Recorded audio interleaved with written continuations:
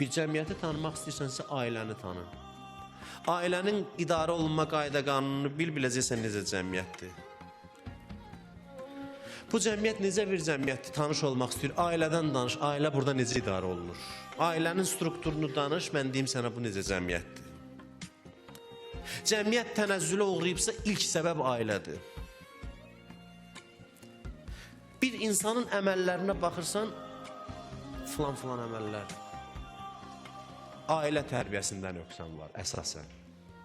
Bilirsiniz, bəzilə deyir, atası belə eləməyib, vacib deyil bu atası eləyən əməli təkrar eləsin. Yox, tərbiyədə ciddi səhvlərə yol verib, ola bilər atası bunun elədiyi pis əməl eləməyib, amma tərbiyədə ciddi səhvlərə yol verib, bunun da nəticəsi bu olur. Bu əməl olur. Bir adam əli əyridirsə, bax ailəsində nə tərbiyə veriblər. Ola bilər atası əli əyridir, amma nə tərbiyə verib, nə qədər dünyanı bunun gözündə zinətləndirib ki, bu dünya üçün hər şeyə razıdır.